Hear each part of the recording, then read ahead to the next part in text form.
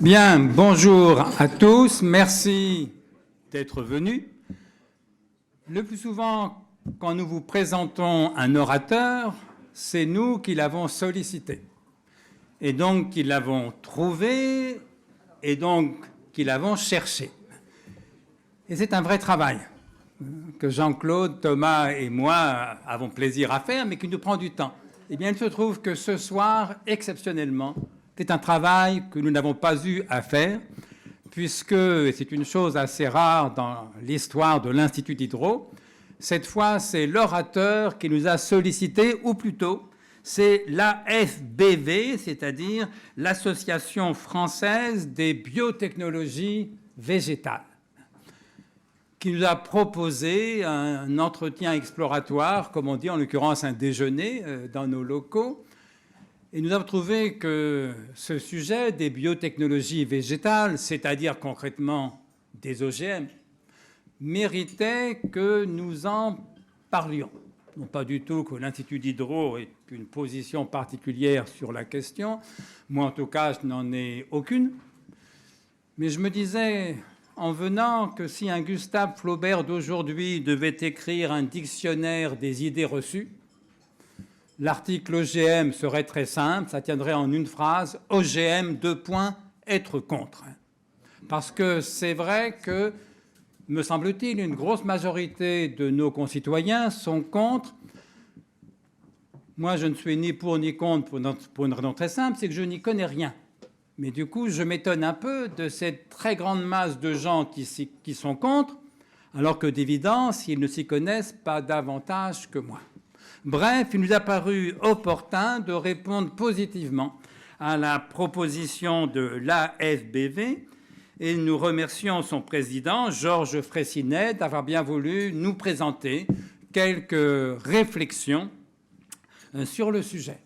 Alors, j'aurais bien voulu vous présenter Georges Freycinet de façon un peu plus précise et personnelle, mais je suis allé voir sur Internet et comme je le lui ai dit, il est d'une discrétion informatique tout à fait extraordinaire. Et donc, je ne vous dirai rien sur sa biographie puisque j'en ignore tout. Et je le félicite parce que c'est difficile d'être à ce point invisible biographiquement sur Internet. Ce n'est pas facile.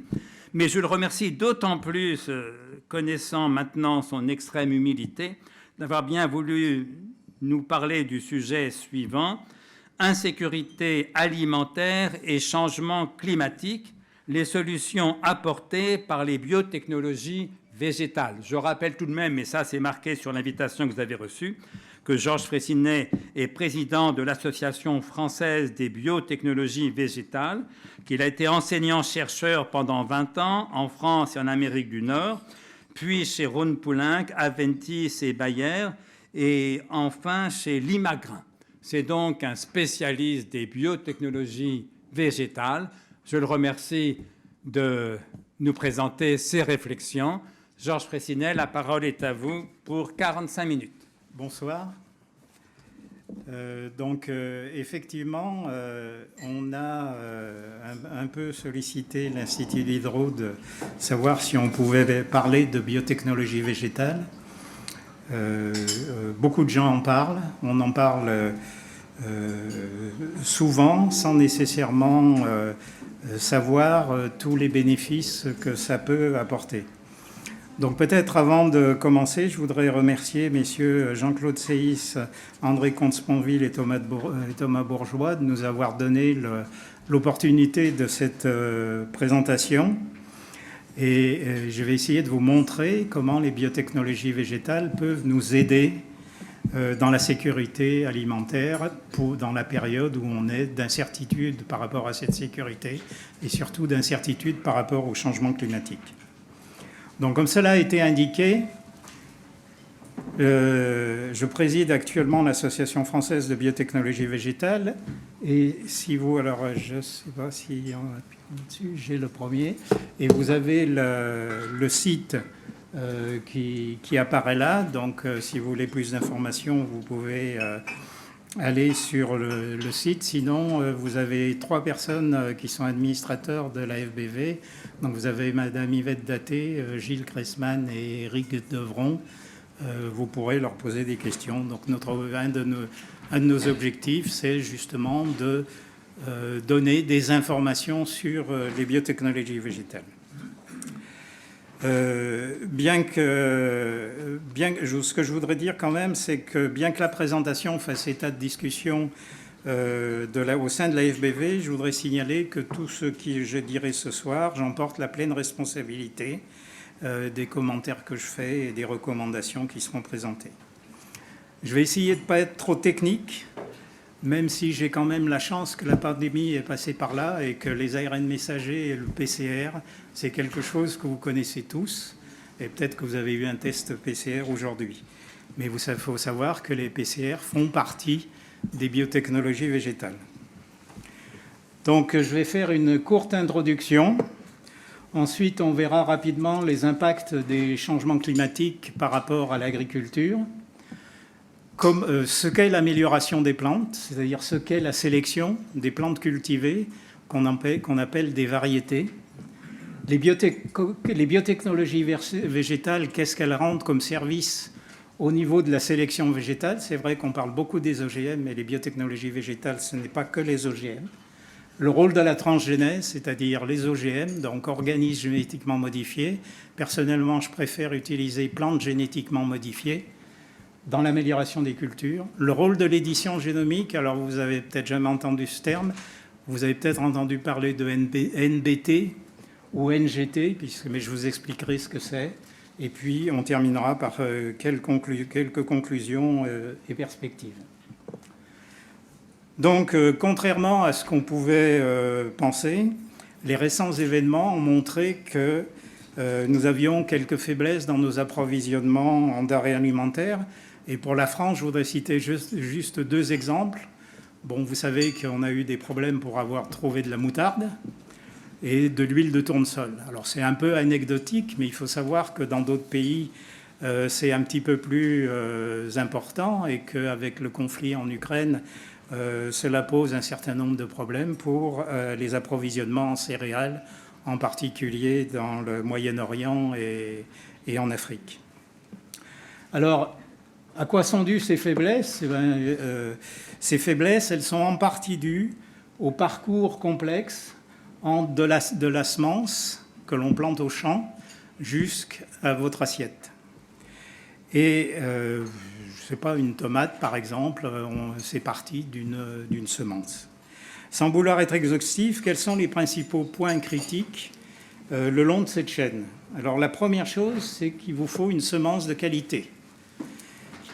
Cette semence de qualité, vous allez la choisir non pas en fonction de ce que vous voulez cultiver, mais en fonction de votre environnement et donc de la localisation géographique où vous êtes, de la saison de la culture, si c'est au printemps ou en hiver, ce ne sera pas la même, et de la perception du marché lors de la récolte, parce qu'il faut que l'agriculteur puisse valoriser sa récolte et avoir un retour financier cohérent. Donc pendant cette culture, la plante est soumise à un certain nombre d'aléas. Vous avez les aléas climatiques, des périodes de gelée précoce, des périodes de sécheresse. Vous avez les pathogènes et les agresseurs qui attaquent la plante. La récolte, et tant que la récolte n'est pas faite, vous n'êtes pas certain d'avoir quelque chose. Vous pouvez très bien ne rien récolter après 6 mois ou plus de culture. Lorsque vous avez récolté, la diffusion est fonction du marché.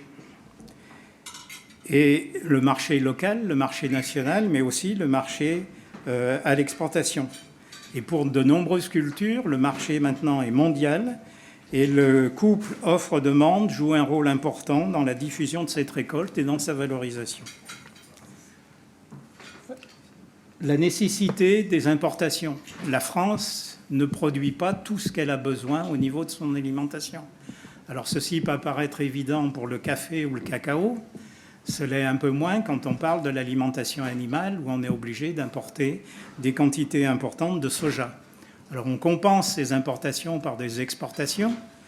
On parle beaucoup des exportations de vin, c'est un dérivé de l'agriculture. On parle moins du blé dont on exporte une quantité importante.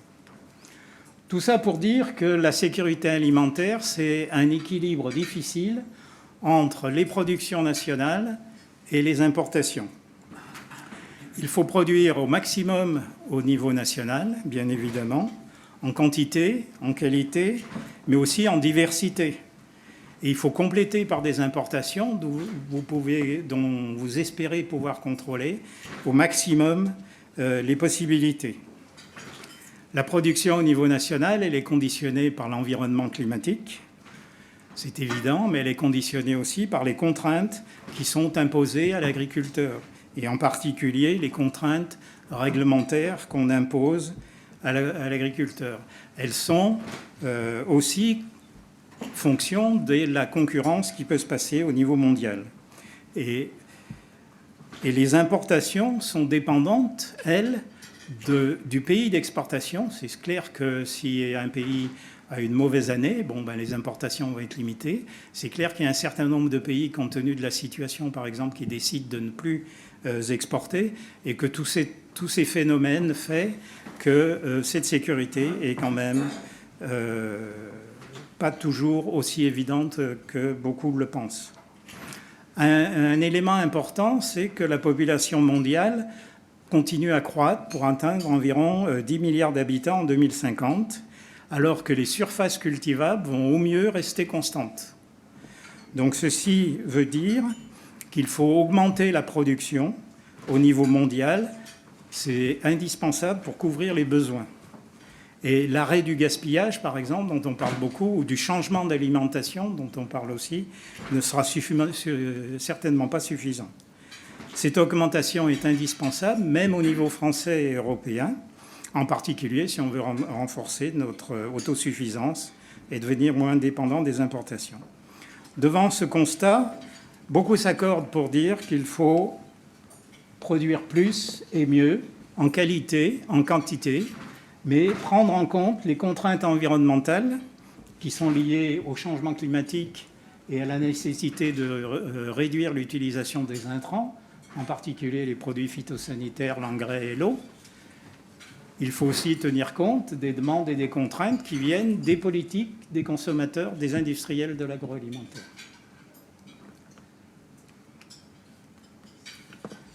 Il est donc nécessaire de poursuivre le développement d'une agriculture innovante et performante en France, en Europe et dans le monde. Et pour cela, toutes les technologies disponibles doivent pouvoir être utilisées sans a priori de principe. Dans cette diapositive, je vous résume rapidement ce que je viens de vous dire au niveau de l'agriculture. Donc l'agriculture doit couvrir l'alimentation humaine avec une population qui augmente. Elle doit couvrir l'alimentation animale, sachant que par exemple il faut 2 kg de céréales pour avoir 1 kg de poulet. Elle produit de plus en plus de biocarburants. Aux États-Unis, c'est une partie importante du maïs qui est transformée en éthanol. Et puis, vous avez aussi la chimie verte, ne serait-ce que les fibres. Et pour ça, les agriculteurs ils disposent de terres arables en quantité limitée. Je vous ai dit, c'est à peu près 1,5 milliard d'hectares, de semences, de produits de phytoprotection, d'engrais, d'eau, du soleil et puis du CO2, avec un rejet d'oxygène. Donc l'agriculteur doit produire plus et mieux, c'est-à-dire augmenter les rendements en diminuant les intrants. On va voir maintenant, donc on a parlé de changement climatique, on va voir assez rapidement quels sont les impacts qu'ont ces changements climatiques. Donc les plantes, comme tous les organismes, sont soumis à des agressions ou stress. Et quand je dis tous les organismes, j'inclus effectivement les humains. Il y a 2 catégories de stress. Il y a les stress biotiques qui sont dus à l'action d'un organisme vivant qui attaque la plante. C'est le cas des virus, bactéries, champignons, insectes, nématodes essentiellement, un peu les oiseaux. Et puis vous avez les stress abiotiques qui sont, eux, liés à l'environnement. Vous pouvez avoir une pénurie en nutriments, il n'y a pas assez d'azote, il n'y a pas assez de phosphate. Vous pouvez avoir des variations de température inadéquates, trop chaud au mauvais moment ou trop froid au mauvais moment, de l'eau. Et ces conditions climatiques et les changements qui se passent agissent sur ces stress. Par exemple, avec l'augmentation de la température, vous allez pouvoir voir apparaître de nouveaux pathogènes ou agresseurs. Les insectes, on constate, qui remontent un peu du sud vers le nord. Vous avez tous entendu parler au niveau de l'environnement des gelées précoces, plus l'année dernière que cette année, et puis les fortes températures qu'on a eues et la sécheresse qu'on a eue. Et on parle de sécheresse, mais je ne sais pas si vous avez vu au Pakistan, la mousson, c'est les inondations. Donc cette plante, elle est soumise à ces agressions et les conséquences, elles sont au niveau du rendement de la culture. C'est-à-dire que si la plante n'est pas capable de réagir par rapport à une attaque de pathogène ou par rapport à une variation de climat, elle va moins produire. Elles ont aussi un effet au niveau de la qualité de la récolte. Vous pouvez avoir une composition différente, plus de protéines, plus d'acides gras. Et ceci peut effectivement impacter notre sécurité alimentaire. C'est clair que si vous avez un rendement, vous perdez 30% de rendement au niveau du blé, donc ça aura des conséquences importantes. En réaction, que fait la plante ? Il y a deux possibilités. C'est soit elle se protège elle-même par la mise en place dans la plante de systèmes de défense physique ou chimique.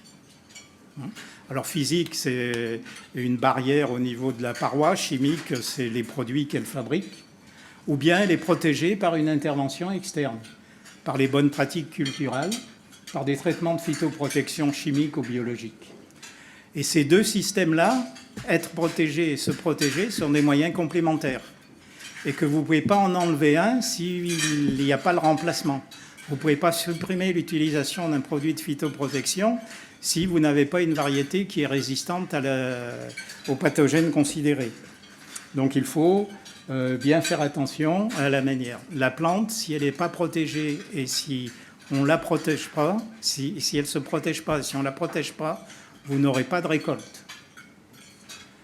La protection interne, puisque c'est ce qu'on va couvrir à travers les biotechnologies végétales, intervient à travers l'amélioration génétique des variétés, c'est la sélection, et c'est une voie de progrès pour relever les défis de l'agriculteur qui doit produire plus en utilisant moins. Et c'est la semence qui va être le support de ça, et on va travailler sur la manière dont le sélectionneur produit cette semence. Donc le reste de la présentation sera consacré. D'une part, on va rapidement passer sur l'amélioration des plantes cultivées, et puis après, on va passer sur les biotechnologies végétales. Donc au niveau de l'amélioration des plantes cultivées, il faut savoir que l'agriculture a débuté au néolithique, il y a à peu près 10 000 ans. Alors en fonction des régions, c'est plus ou moins 10 000 ans. Et c'est lié à la sédentarisation et la domestication à la fois des plantes et des animaux. Et puis pendant de nombreuses années, l'agriculteur faisait essentiellement, prenait la meilleure plante et utilisait les graines de cette plante et ressemait. Et puis vraiment, il y a eu quelque chose qui s'est passé au XVIIIe siècle où les gens ont commencé à faire des croisements contrôlés. C'est-à-dire prendre une plante et vraiment la croiser avec l'autre. Donc l'agriculteur a travaillé au départ sur ce qu'il avait comme plante, puis ça s'est enrichi.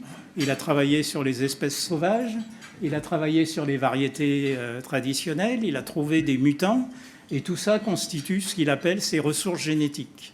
Donc son vivier de variabilité va être ses ressources génétiques, et pour les évaluer, il a un réseau d'essais. Donc la sélection avec le sélectionneur a commencé au XVIIIe siècle, vraiment, avec en particulier en France la famille Villemorin. Quand on passe maintenant au XIXe siècle, qu'est-ce qui a marqué le XIXe siècle ? C'est la découverte des mécanismes d'hérédité. Pourquoi on a les yeux bleus, pourquoi on a les yeux marrons, pourquoi on a des cheveux blonds, c'est ça. Donc il faut savoir ça a été déterminé d'abord au niveau de la plante avec les petits pois de Gregor Mendel qui, vers le milieu du XIXe siècle, a publié les grands principes de l'hérédité.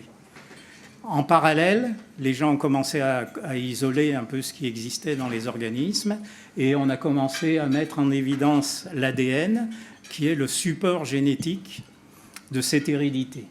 Donc ça, c'est le 19e siècle. Quand je passe au début du 20e siècle, donc c'est là où on a commencé à faire de la mutation aléatoire mais induite. On ne travaille plus sur de la mutation générale, on travaille sur de l'induction. De la culture in vitro, donc on passe au niveau du laboratoire pour mieux contrôler, donc on s'affranchit de l'environnement. Et puis on a découvert à cette époque-là les hybrides, la vigueur hybride. Donc si vous prenez les deux parents d'un maïs, d'un hybride, les deux parents sont relativement chétifs, alors que l'hybride va être très, très producteur. Et ces hybrides ont permis de faire des sauts dans le rendement relativement importants. Vers le milieu du XXe siècle, donc, il y a eu la découverte d'abord de la structure de l'ADN. Vous avez peut-être entendu parler de la double hélice par Watson et Crick. Cette structure de l'ADN a été renforcée par la découverte de l'ARN messager et du rôle de cet ARN messager dans le développement de la plante. Et cette découverte-là a donné en 1965 l'attribution du prix Nobel de médecine aux Français Jacques Monod, François Jacob et André Le Wolf. Donc on était en France, on était très bien placé au niveau de la recherche. L'étape suivante, qui va concerner une bonne partie du reste de cette présentation, c'est vers la fin du XXe siècle. À partir de 1970, on est devenu capable de travailler sur l'ADN, sur la molécule d'ADN, et d'insérer de nouveaux gènes dans le génome. Et ceci, c'est ce qui a conduit à ce qu'on appelle la transgénèse, ou ce qui a conduit, comme on vous l'a dit tout à l'heure, à ce qu'on appelle de manière très, très facile les OGM, organismes génétiquement modifiés. Et puis, fin du XXe siècle, début du XXIe siècle, une nouvelle technologie est apparue, c'est de la modification ciblée du génome, et c'est ce qu'on appelle l'édition génomique. Donc, vous voyez, quand on fait ce schéma depuis 10 000, alors de 10 000 ans, je suis passé directement au XVIIIe siècle, il s'est passé toute une série de choses pendant ce temps-là. C'est des technologies qui sont en constante évolution. Ça s'est accéléré sur le XXe siècle, mais c'est en constante évolution. Il faut bien voir ça. Aujourd'hui, c'est l'édition génomique. Dans 10 ans ou 20 ans, on aura peut-être trouvé d'autres modifications. Alors, quelques résultats de la sélection. Bon, vous connaissez tous ces fruits et ces légumes, mais vous connaissez probablement moins les ancêtres correspondants. Et je ne suis pas persuadé que vous apprécieriez de les avoir dans vos assiettes à la place d'une pastèque ou d'une banane ou d'une aubergine. Donc, à partir de tout au cours de la sélection, petit à petit, on a amélioré pour obtenir ces plantes. Alors, on va passer maintenant sur le principe de la sélection et les biotechnologies végétales au service de cette sélection. Donc, les biotechnologies végétales, ça regroupe un ensemble de techniques de biologie développées depuis le début du XXe siècle. Elles sont utilisées par le sélectionneur selon ses besoins, et on peut les classer, ou personnellement, je les classe en 3 catégories. La première catégorie, c'est l'identification des plantes ayant les caractéristiques recherchées. C'est-à-dire que si vous êtes sélectionneur, vous avez vos plantes, il faut que vous preniez celles qui vous intéressent. Donc, les biotechnologies végétales, comment elles apparaissent là, Si on remonte au XVIIIe siècle, c'était simple, vous semiez, vous regardiez. Maintenant, qu'est-ce qu'on fait ? On fait par exemple du marquage moléculaire. C'est-à-dire que si vous identifiez une relation entre un marqueur... Hop, c'était pas ça que je voulais faire. On va revenir. Le pointeur ne fonctionne pas sur l'écran. Donc si vous avez un marqueur qui correspond au caractère que vous voulez rechercher, vous allez suivre ce marqueur au lieu d'identifier la plante. Donc c'est facile c'est facile d'identifier la plante quand on regarde la couleur d'une fleur, par exemple. C'est plus délicat quand on cherche une résistance à une maladie. Et à partir de tous ces marqueurs, donc on utilise des techniques PCR ou dérivées de la PCR. Et c'est ce qu'on fait quand on vous détecte ou on vous fait un test PCR. On identifie par un marqueur la présence du virus. Donc il faut savoir qu'au niveau des plantes, on fait la même chose. Et ces marqueurs, on peut les positionner sur un chromosome et obtenir une carte physique du génome. Alors là, je vous pense les plantes, mais on pourrait vous dire la même chose au niveau de l'homme. Donc voilà pour l'identification. Alors j'ai choisi un exemple de ce qui est possible. Dans l'accélération des générations, vous savez qu'un des grands problèmes, c'est que quand vous partez d'une plante que fait le sélectionneur, il doit aller le plus vite possible pour revenir vers une plante commerciale. Donc j'ai pris l'exemple du backcross assisté par marqueur. Alors le backcross, c'est un terme un anglicisme. En français, on dit un croisement de retour. C'est-à-dire que vous prenez les deux parents, généralement un parent donneur et un parent receveur, vous avez une descendance. Cette descendance, vous la croisez avec le parent receveur pour revenir sur votre variété élite. Vous croisez une plante sauvage avec une variété cultivée et vous revenez sur la plante élite. Et au bout de 6 à 8 générations, selon les espèces, vous avez de nouveau une variété élite avec le caractère recherché. Donc avec le caractère recherché, si vous avez sélectionné les plantes qui ont ce caractère. Donc si vous disposez d'un marqueur moléculaire, très rapidement, pendant que votre plante pousse au champ, vous pouvez faire l'analyse et vous n'êtes pas dépendant de l'environnement et tout ça.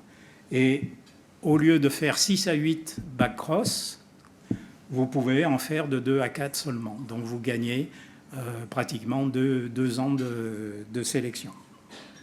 Donc ici aussi, c'est un exemple de ce qui existe comme technique pour accélérer les générations.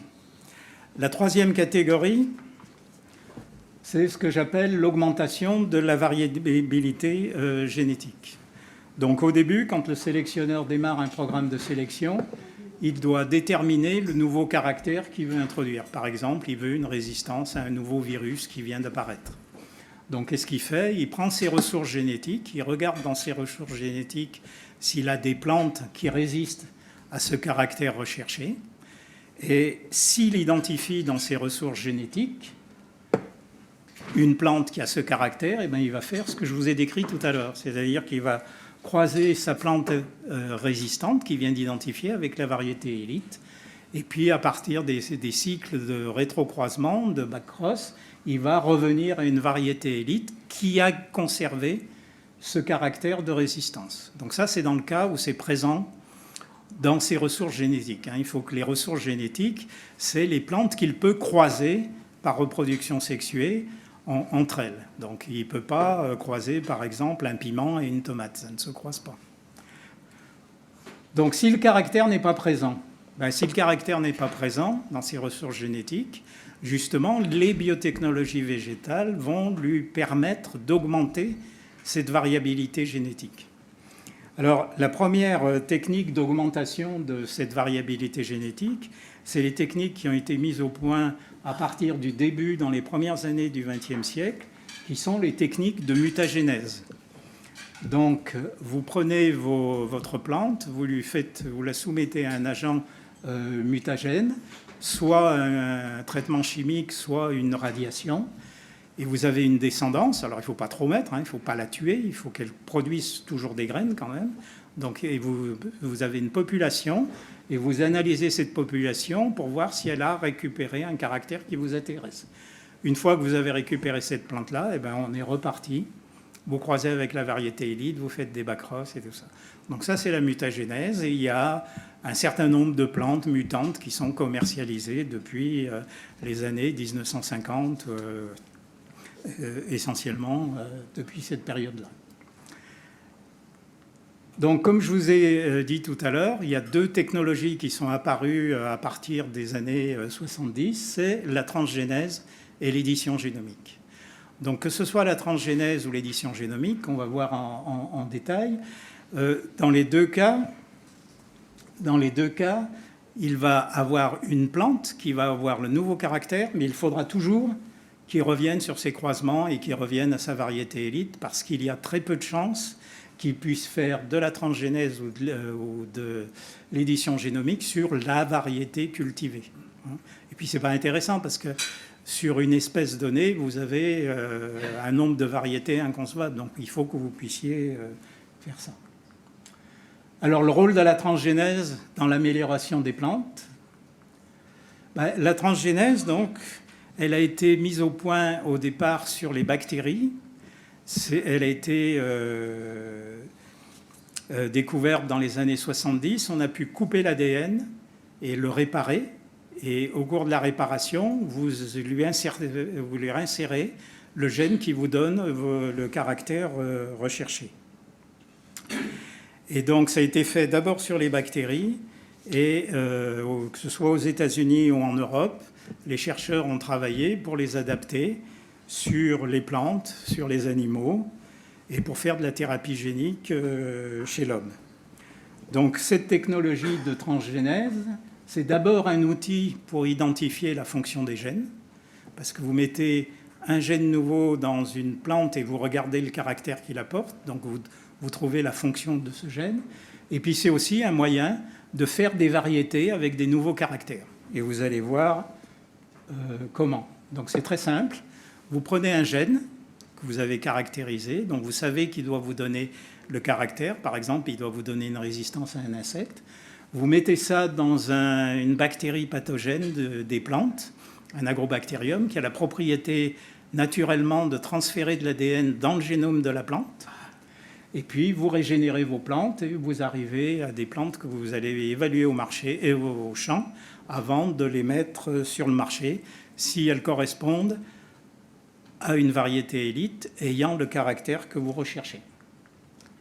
Donc les premières plantes résistantes aux insectes ont été faites simultanément en France, en Belgique, aux États-Unis, dans les années 85-86. Et à quelques semaines près, il y a 3 équipes dans ces pays qui ont publié des résultats similaires. Donc ça, c'était sur des tabacs. Ça a été transposé très rapidement au maïs et au soja. Et les premières plantes cultivées, les premières plantes génétiquement modifiées ont été commercialisées aux États-Unis en 1995, c'est-à-dire il y a 27 ans maintenant. Donc on a plus de 25 ans d'utilisation de ces PGM dans le monde. Si on regarde l'évolution au cours de ces 25 ans, on constate qu'il y a une croissance continue, c'est une adaptation assez rapide sur les marchés dans les pays où on peut cultiver ces plantes, jusque vers les années 2010. Et puis à 2010, on voit un ralentissement, tout simplement parce qu'on a saturé le marché. C'est-à-dire que dans les marchés considérés, l'agriculteur, il a planté la surface dont il avait besoin, et il n'y a pas de raison que ça augmente. Donc, on était en 2019 à 190 millions d'hectares. Ça, c'est sur 4 cultures essentiellement. Donc vous avez tout d'abord le soja. Il faut savoir que dans le monde, vous avez 74% du soja cultivé qui est un soja OGM. Vous en avez 31% pour le maïs, vous en avez 79% pour le coton, un peu moins pour le colza, parce que ça a été fait essentiellement sur les variétés de colza qui poussent en Amérique et pas en Europe, puisqu'en Europe, on ne veut pas des OGM. Donc vous n'avez que 27%.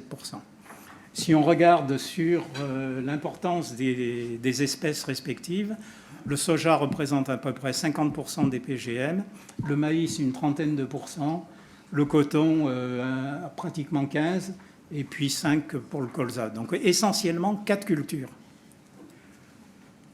dans essentiellement 5 pays. 92% des surfaces dans 5 pays. Les États-Unis avec 38% de la valeur mondiale des PGM, le Brésil 28%, l'Argentine 13%, donc vous avez et le Canada, donc vous avez une forte dominance Amérique du Nord, Amérique du Sud, et puis l'Inde avec 6,2%. Et qu'apportent ces plantes? Elles apportent essentiellement 2 caractères qui sont soit indépendants, soit associés. Donc il y a certaines plantes qui ont les 2 caractères. Vous avez d'une part une tolérance aux herbicides qui permet un meilleur contrôle des mauvaises herbes, c'est-à-dire que si vous avez une parcelle que vous ne traitez pas avec un herbicide ou que vous ne désherbez pas par un moyen quelconque mécanique, vous n'avez pas de récolte. Je ne sais pas, vous avez peut-être planté des fraisiers, vous ne voyez pas beaucoup les fraises. Et je peux vous garantir sur du maïs, si vous ne traitez pas un herbicide, vous avez des mauvaises herbes qui sont aussi grandes que votre maïs en fin de culture. Donc, meilleur contrôle des mauvaises herbes, minimum de labour. Donc on fait moins de labour sur le sol. C'est important quand on verra tout à l'heure les bénéfices. La résistance aux insectes, donc en Europe on entend essentiellement le Mont 810, qui est cultivé en Espagne et au Portugal, on aura l'occasion de revenir dessus. Bon, depuis il y a eu un certain nombre d'améliorations et maintenant on sait contrôler plusieurs insectes qui attaquent le maïs ou qui attaquent le soja ou le coton. Et la conséquence de ça, c'est essentiellement une diminution des traitements insecticides. Et je vous donnerai des valeurs tout à l'heure. Alors, bon, je vous ai donné les quatre grandes cultures, les 5 pays. Il faut savoir qu'à côté de ça, il y a des cultures mineures.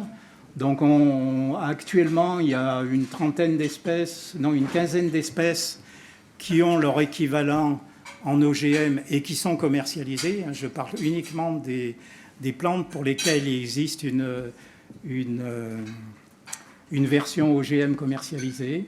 Au niveau des pays, donc je vous ai signalé les 5 pays majeurs, mais il faut savoir qu'il y a 29 pays qui en cultivaient en 2019 et ça a augmenté. Bon, il y en a qui cultivent depuis déjà quelques années, c'est le cas de l'Espagne et du Portugal. Il y en a qui sont un peu plus récents, en particulier en Asie et en Afrique. Donc en Afrique en particulier, ça se développe assez rapidement. Et dans les espèces, j'aurai l'occasion de revenir sur la pomme de terre, le pommier, l'aubergine, de vous donner un petit peu plus de détails. Le riz, le blé.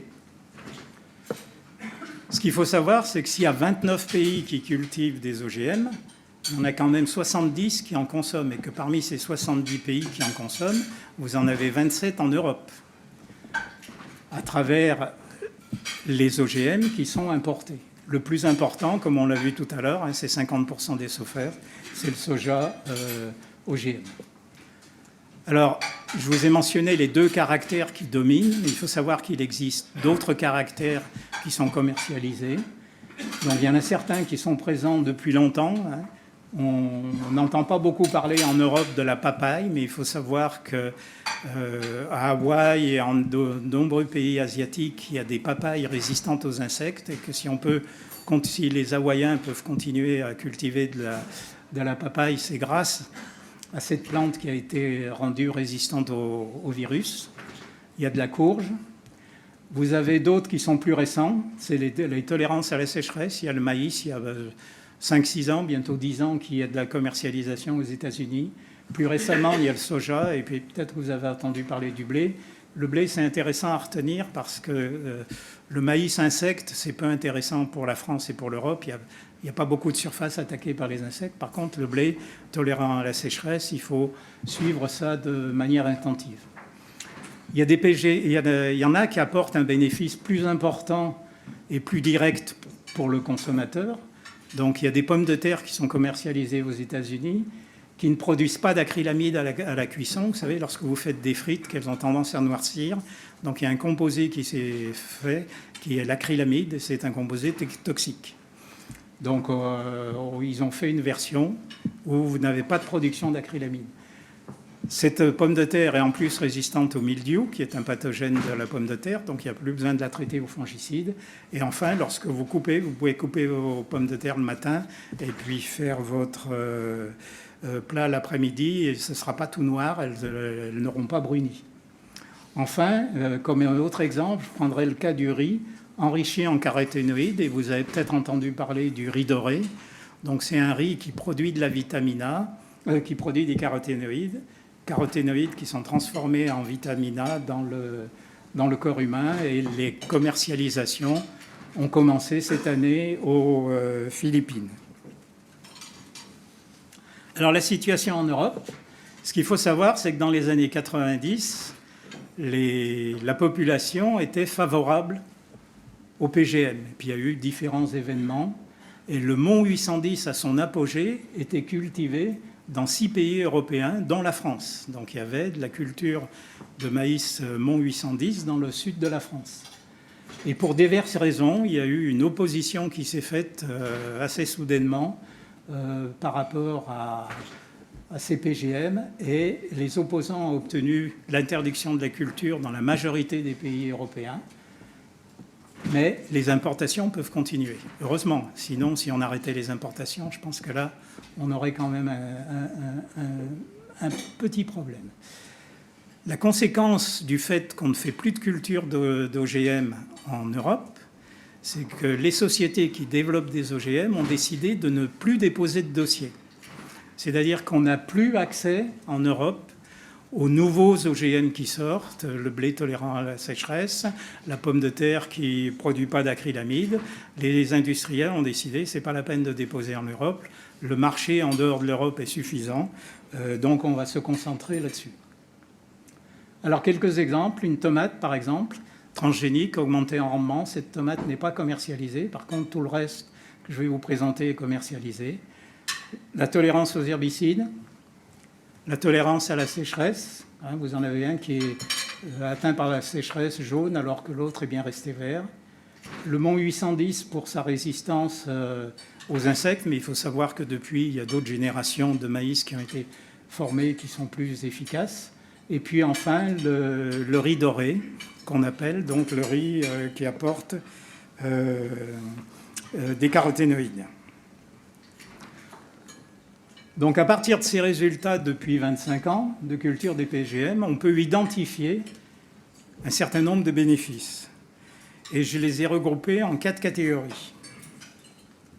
Donc vous avez les bénéfices sur l'environnement. Alors une diminution de l'utilisation des pesticides. C'est clair, même si c'est controversé. Si vous prenez l'Espagne et le Portugal, vous avez une réduction de 35% des volumes d'insecticides utilisés sur le maïs, en volume. Si on regarde par rapport au quotient d'impact environnemental, c'est 20% de moins d'impact environnemental. Et cette diminution est controversée parce que les gens qui vous parlent vous disent qu'il n'y a pas de diminution des pesticides. C'est simplement qu'ils parlent que des herbicides. Alors, dans la tolérance aux herbicides, vous ne faites qu'un déplacement de produit. Il faut toujours que vous utilisiez quelque chose. Donc, si vous raisonnez en volume, comme le glyphosate, il faut en utiliser pas mal, et bien, vous vous retrouvez, vous dites plutôt qu'il y a une augmentation en volume qu'une diminution. Ce qui n'est pas tout à fait vrai quand on regarde le quotient d'impact environnemental. On constate une réduction de l'émission de gaz à effet de serre.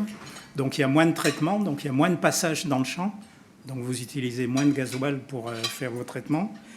Un travail du sol moins important.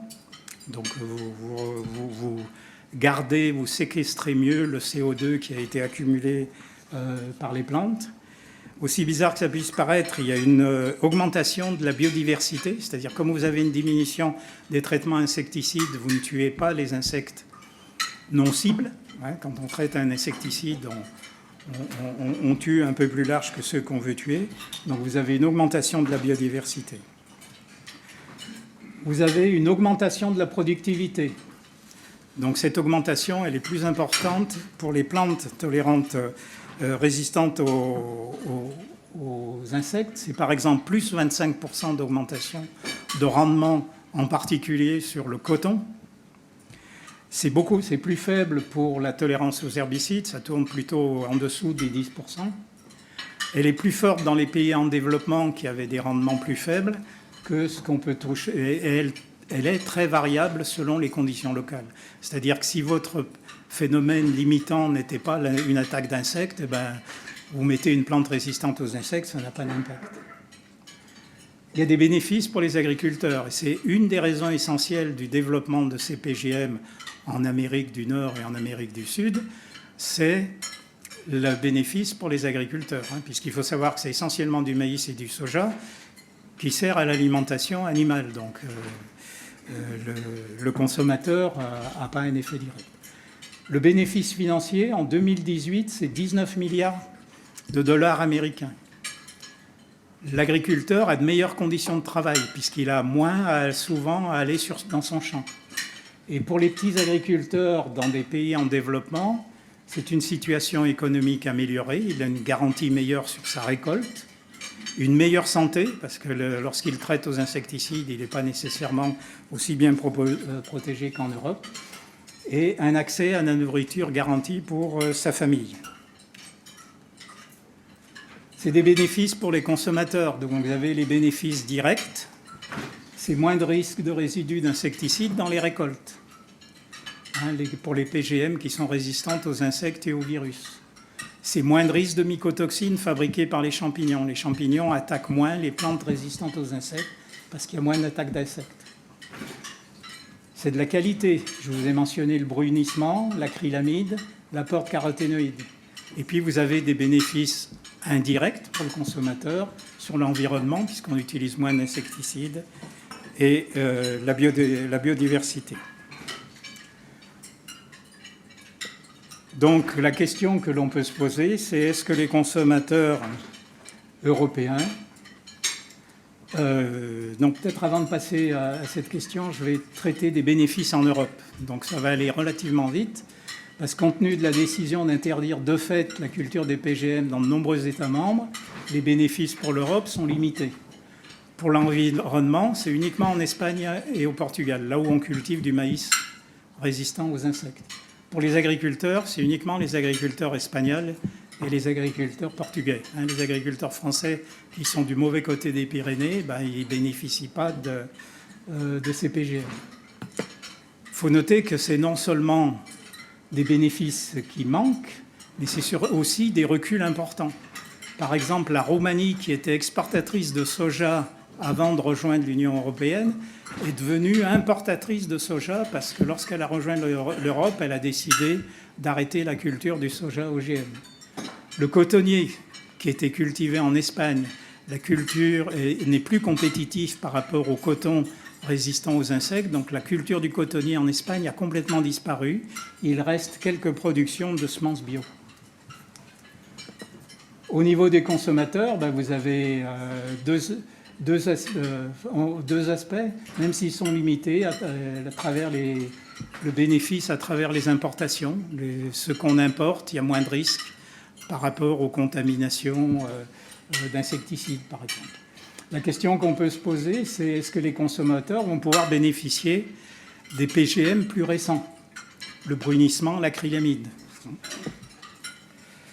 Et si vous le souhaitez, après ma présentation, je pourrais vous donner des éléments sur pourquoi, à mon avis, les opposants ont donné comme raison pour s'opposer aux OGM.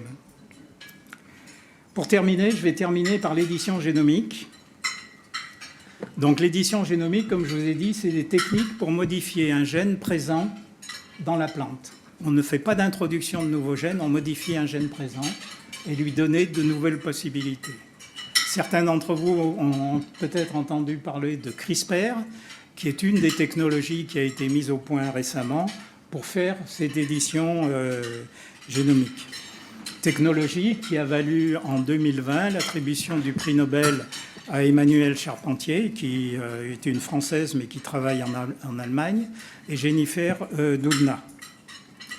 Si on essaye de situer cette technologie par rapport à la communication qu'on peut trouver dans le public, il faut savoir que l'Europe a commencé à travailler sur ces nouvelles technologies en 2007.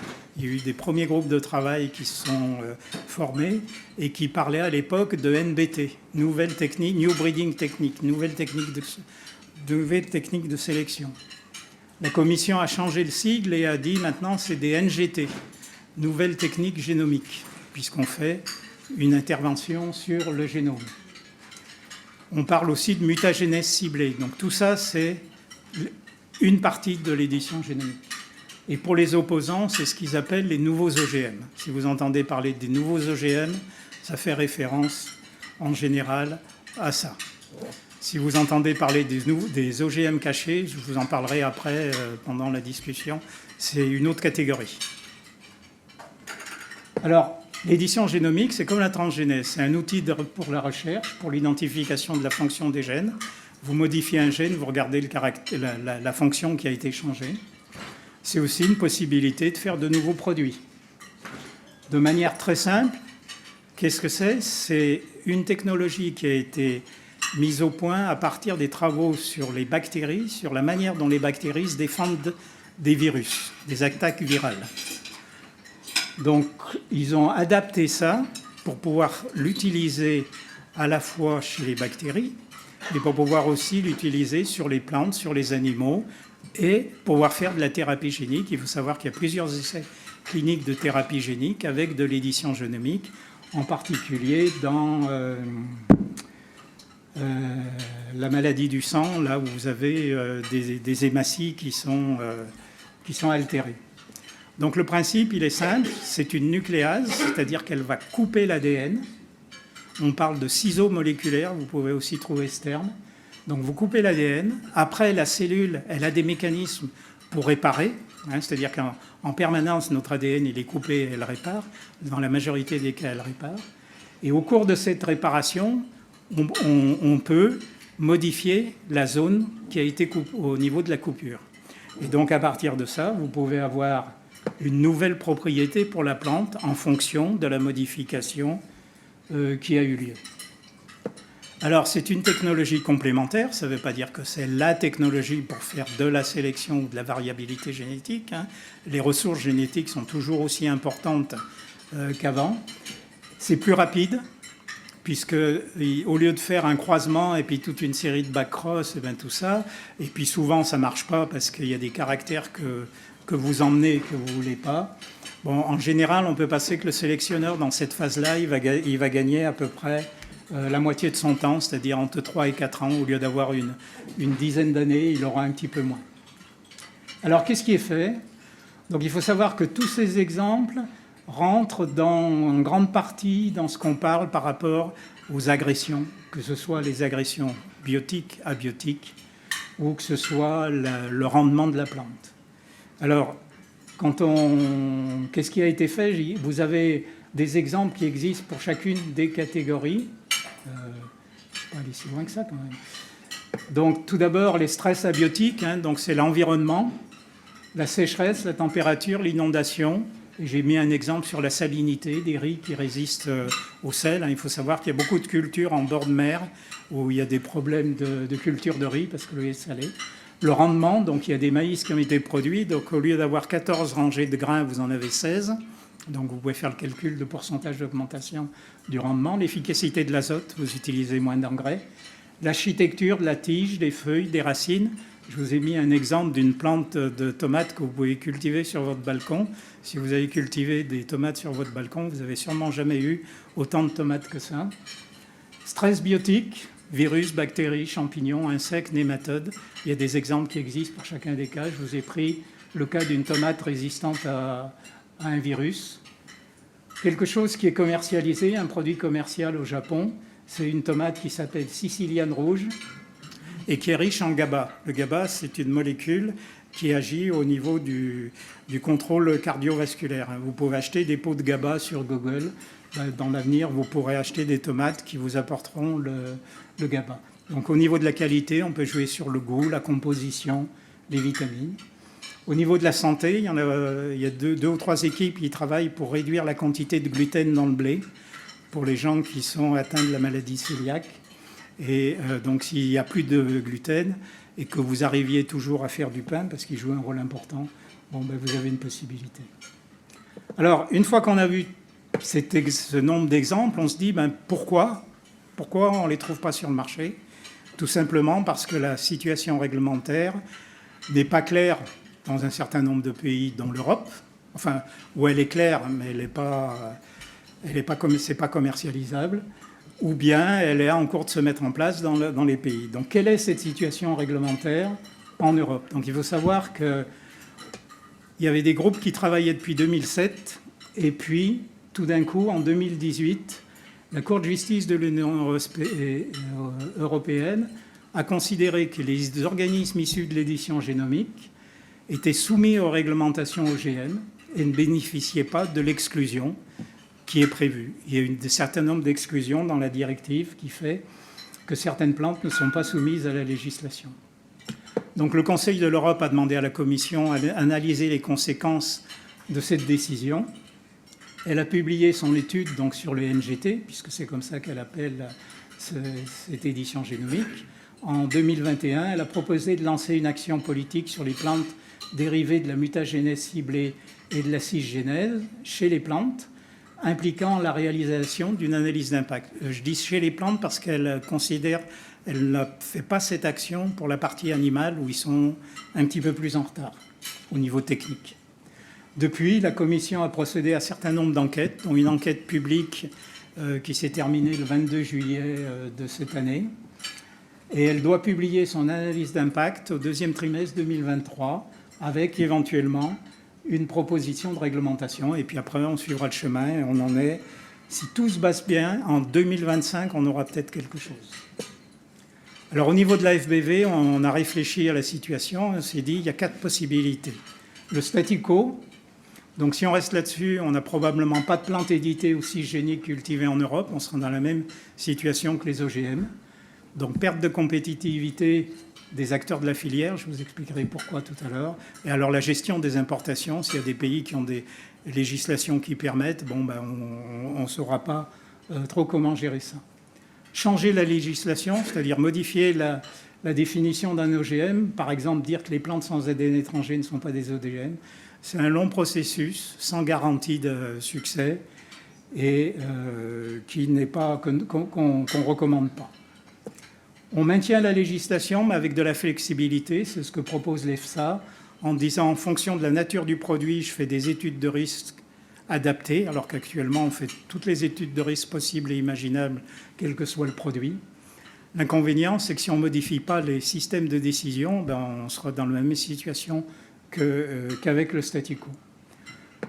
Donc, au niveau de la FBV, on s'est dit que peut-être une des solutions, ce serait d'adapter la législation en vigueur et procéder à de nouvelles exemptions sur le schéma de celles déjà acceptées dans la législation actuelle. Alors, on a fait des propositions en 2020 avec le WGG allemand, avec qui on travaille, sur le principe suivant, c'est-à-dire qu'on considère la nature de la plante éditée, c'est-à-dire qu'est-ce que j'ai fait. Et je compare avec ce que réalise le sélectionneur. Et à partir de ça, j'établis des catégories de plantes par rapport à ce que peut faire le sélectionneur. Et on propose dans un premier temps 4 catégories. La première, c'est le sélectionneur fait un croisement d'une espèce sauvage dans une variété cultivée. Je fais la même chose par édition génomique. La catégorie 2, mais il faut que ce soit sexuellement compatible. La catégorie 2, c'est l'extension de la catégorie 1, mais ce n'est pas sexuellement compatible. Donc c'est le cas que je vous citais tout à l'heure du piment et de la tomate. La catégorie 3, c'est lorsque le sélectionneur fait de la mutagénèse induite. Par édition génomique, au lieu de faire de l'aléatoire, on fait du ciblé. Et la catégorie 4, c'est une catégorie un peu dérivée où on introduit un gène qui est présent. Au lieu de modifier un gène, on l'introduit. Donc ces catégories, on propose qu'elles soient exclues du champ d'application et que pour que les gens soient confiants dans ce qui est commercialisé, on dit qu'il faudrait qu'il y ait une validation de l'appartenance à une catégorie. C'est-à-dire que j'ai fait telle plante, est-ce que je suis bien dans telle catégorie? Et on souhaite que soit mis en place un processus spécifique, efficace et prédictif. À l'heure actuelle, le processus sur les OGM, il n'est pas spécifique, puisqu'on fait toutes les études, quelle que soit la plante. Il n'est pas efficace, puisqu'il faut, quand ça marche, il faut au minimum 10-15 ans pour avoir quelque chose. Et il n'est pas prédictif, parce qu'on sait quand ça rentre, on ne sait jamais quand ça sort. Et les variétés exclues seront soumises aux réglementations semences et plants en vigueur. Alors, ce qu'il faut savoir, c'est que plusieurs pays ont avancé, et il y a déjà un certain nombre de pays qui, en général, ont fait des adaptations à leur réglementation, et que vous avez les premières plantes éditées qui commencent à être commercialisées. Vous en avez 2. Vous avez le soja fort en acide oléique aux États-Unis et la tomate au Japon que j'ai mentionné tout à l'heure. Alors, si on ne fait rien, quelles seront les conséquences? En recherche et développement, il y aura une réduction des investissements publics et privés. Les compétences, elles se développeront en dehors d'Europe. Il y aura moins de publications et moins de brevets. On dit que les brevets, c'est quand même un élément important. Au niveau de la filière semences, les semenciers européens seront pénalisés puisqu'ils ne pourront pas développer des variétés performantes répondant aux contraintes nouvelles. La filière semencière, donc, qui produit les semences, pourrait avoir sa demande diminuée et ne plus être leader. Au niveau de l'agriculteur, il n'aura pas accès à des cultures plus performantes. Quand je vous signale le Mont 810, que vous comparez l'agriculteur dans la région vers Toulouse et puis l'agriculteur de l'autre côté des Pyrénées, ils ne sont pas du tout dans avec les mêmes moyens techniques. Pénalisation à l'exportation et concurrence à l'importation. Au niveau des marchés, compte tenu que la technologie est beaucoup plus facile à utiliser que pour les OGM plus ciblés, il devrait y avoir une concurrence plus forte sur les plantes éditées que pour les PGM. Des importations seront difficiles à gérer s'il y a des pays qui ont une réglementation autorisant, avec l'Europe qui n'autorise pas. Au niveau des consommateurs, ce sera utilisé sur plus d'épaisse. Il y aura sûrement beaucoup plus de produits avec des modifications au niveau de la qualité. Et les deux qui sont commercialisés rentrent dans ce domaine. Est-ce qu'on aura accès? Est-ce qu'on aura un accès à travers la culture ou uniquement à travers les importations? Et sur la préservation de l'environnement, comme je vous ai montré tout à l'heure par rapport au stress biotique abiotique, il est clair que si on arrive à avoir des plantes qui répondent à ces stress, on aura un effet sur l'environnement. Alors, conclusion. Donc, si l'Europe veut garantir sa sécurité alimentaire, l'Europe doit produire plus, pas moins, bien sûr en respectant l'environnement et les demandes des consommateurs et utilisateurs. Le changement climatique va nécessiter des adaptations plus rapides. Or, la technologie d'édition génomique vous permet d'aller plus vite. Et toutes les technologies disponibles doivent pouvoir être utilisées pour aider l'agriculture à relever ce challenge. Donc on a vu les possibilités apportées par les biotechnologies végétales, mais si vous regardez dans les autres domaines, vous avez la même chose, de l'amélioration de technologies, que ce soit la phytoprotection, les pratiques agricoles, le numérique, la robotisation. Donc c'est un domaine, l'agriculture est un domaine très technique. Ces technologies, elles sont en constante évolution et un transfert rapide à la fois des technologies et à la fois réglementaire est donc nécessaire. J'espère vous avoir montré que les biotechnologies végétales, c'est une des voies possibles pour atteindre les objectifs du Pacte vert et de la stratégie de la ferme à l'assiette, établie par l'Europe et reprise par la France. Et compte tenu des 25 ans d'expérience qu'on a avec les PGM, je voudrais vous faire 2 séries de propositions. Sur le moyen terme, il me semble indispensable que l'on ait en place rapidement une réglementation qui permette réellement le développement et la commercialisation de certaines catégories de plantes éditées. Et les agendas actuels, ce n'est pas avant 2025, et on a un changement de Parlement et de Commission en 2024. Donc si on ne passe pas avant, on repart pour un tour de 4-5 ans. Pour le court terme, si on veut réduire les insecticides et les fongicides, il suffit d'accepter le maïs BT dans les régions qui sont infectées. J'étais en Espagne cet été, là, l'insecte qui attaque les racines a traversé les Pyrénées et ils aimeraient bien avoir accès au maïs résistant à cet insecte-là. Accepter la pomme de terre qui est résistante au mildiou, on utiliserait moins de fongicides. Promouvoir le développement de plantes résistantes aux virus et aux insectes, c'est-à-dire qu'on diminuerait... Alors l'aubergine BT est un bon exemple, mais il y a des tas de végétaux qui ont été rendus résistants aux virus et aux insectes, qui ne sont pas sortis sur le marché, mais qui existent. On veut développer des protéines végétales. Il suffit d'autoriser l'utilisation du soja GM dans les pays européens, adapter cette culture. On a vu que la Roumanie, elle était exportatrice et maintenant elle est importatrice. Donc laissons-la recultiver du soja et dans d'autres pays d'Europe. On veut adapter les plantes au changement climatique. Testons les maïs tolérants à la sécheresse, le blé commercialisé depuis cette année en Argentine, tolérant à la sécheresse. S'il fonctionne, pourquoi pas le tester en Europe? Et c'est toutes des plantes, la plupart existent, la plupart sont commercialisées depuis un certain nombre d'années, et la plupart sont importées en Europe. Donc on ne les cultive pas, mais on les mange. Alors, pour terminer, je voudrais faire un vœu, c'est que l'on puisse développer toutes les biotechnologies végétales dans le mix technologique pour la sécurité alimentaire, de la même manière que l'on va développer le nucléaire dans le mix technologique pour la sécurité énergétique. Merci. J'ai été un peu long.